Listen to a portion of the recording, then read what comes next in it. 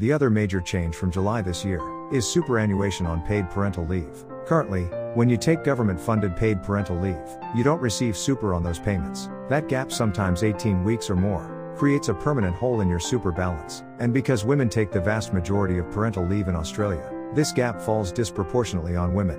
It's one of the key drivers of the superannuation gender gap. Women retire with around 25% less super than men on average. From July 2026, super will be paid on government-funded parental leave payments. It won't fully close the gender gap, that's a much bigger structural problem. But it's a meaningful step. For a woman taking 18 weeks of paid parental leave on average, wages, super payments on that leave, will add roughly $1,500 to her super balance. Compounded over decades, that grows into significantly more. So back to the question of whether dipping into your super early is ever actually worth it. The honest answer is occasionally yes, mostly no. And the long-term cost is almost always larger than people realize. The maths is brutal. $1 withdrawn from your super at age 35 doesn't just cost you that dollar. It costs you everything that dollar would have grown into by retirement. At a conservative annual return of 7%, $1,000 at age 35 becomes around $7,600 by age 70. $10,000 becomes $76,000. The compounding effect over 3 decades is enormous. That's why financial advisors consistently say early super withdrawal should be an absolute last resort. It should come after you've exhausted every other option.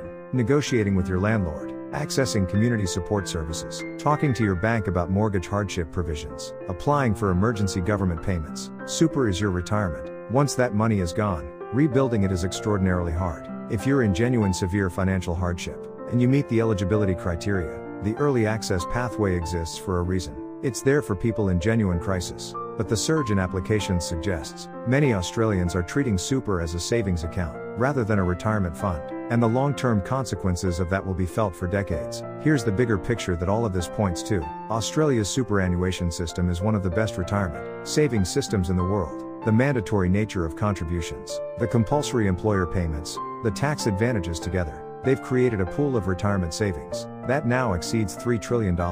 That's an extraordinary national achievement. But the system is under stress from 2 directions simultaneously. On one side, cost of living pressures are driving people to access that savings early. On the other side, an aging population means the system needs to support more retirees for longer periods than it was originally designed for. The rule changes coming in July, payday super on parental leave, are good faith attempts to strengthen the system. They deserve credit for that, but they don't address the fundamental pressure that's driving early withdrawals that for a growing number of Australians, the gap between what they earn and what things cost has become so wide that they're looking at their retirement savings and seeing the only way out. That's not a superannuation problem. That's a cost of living problem. And until that gets fixed, the retirement savings of a generation are at risk. Have you ever thought about accessing your super early? Or have you already? I'm not asking to judge. I genuinely want to understand what the pressure looks like from where people are sitting. Drop it in the comments. Like and subscribe for more Australian news explained simply. See you next time.